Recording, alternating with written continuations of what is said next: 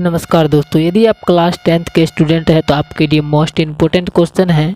और यदि आप अदर क्लास के स्टूडेंट हैं तो भी आपके लिए इम्पोर्टेंट क्वेश्चन है, यदि आप यह क्वेश्चन को जानने के लिए आए हैं। तो क्वेश्चन कहता है कि परागण किसे कहते हैं और परागण के जो प्रकार है स्वपरागण तथा परपरागण, इन दोनों में क्या अंतर है।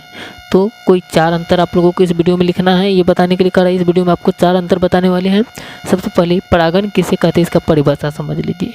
पराग कोश से परागकण के स्त्री केसर में स्थानांतरण को ही परागण कहते हैं। तो क्या होता है, पराग कोश से जो होता है परागकण वो निकल करके स्त्री केसर में जो है स्थानांतरण, यानी स्त्री केसर में जो चल जाता है वही घटना जो है परागण कहलाता है। तो आप लोग जैसे कि एक पौधा होता है, ये पौधा हो गया, इस पौधा का जो है परागकण से यहाँ से जो है परागकण के द्वारा जो यहाँ पे स्त्री केसर जो होता है यहाँ तक चलाता है, ठीक जैसे इसी तरीके से किसी तरीके से, तो वो परागण की क्रिया कहलाता है। तो अब स्वपरागण और परपरागण में अंतर समझ लीजिए। तो आप लोगों को स्वपरागण और परपरागण एक साइड में लिखना है, अलग अलग साइड में, और अंतर संबंधी तरीके से जो बीच में लाइन खींचना है।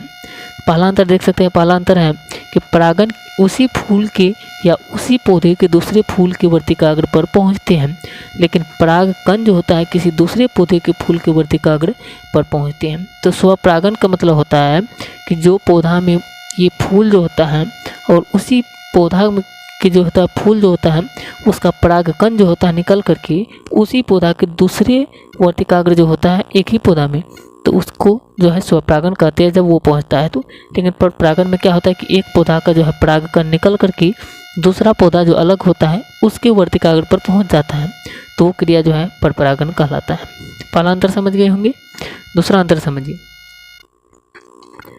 कि स्वपरागण में है कि परागकणों के नष्ट होने की संभावना कम होती है। तो स्वपरागण में परागकण जो होता है ये नष्ट नहीं होने की संभावना के बराबर होता है, लेकिन परपरागण जो होता है इसमें ये जो नष्ट होने की संभावना अधिक होता है इसका परागकण का जो होता है। परपरागण में इसमें नष्ट होने की चांस कम होती है, लेकिन इसमें नष्ट होने की चांस बहुत ही ज़्यादा होती है, यानी जो है परागकण का। अगला अंतर है कि स्वपरागण में जो होता है इस क्रिया से उत्पन्न बीज अधिक स्वस्थ नहीं होते हैं, लेकिन परपरागण में इस क्रिया से उत्पन्न बीज अधिक स्वस्थ होते हैं।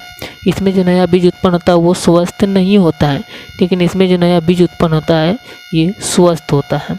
ये समझ गए होंगे। अगला अंतर है लास्ट अंतर कि कहता है कि स्वपरागण में जो होता है इस क्रिया से नई जातियाँ उत्पन्न नहीं होती हैं, लेकिन परपरागण से इस क्रिया के द्वारा जो है नई जातियाँ उत्पन्न होती हैं।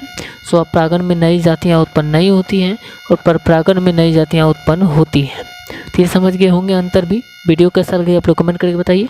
अच्छा लगा है तो वीडियो को लाइक कीजिए, चैनल को भी सब्सक्राइब जरूर कर लीजिए। मिलते हैं नेक्स्ट वीडियो में नए क्वेश्चन के साथ। जय हिंद।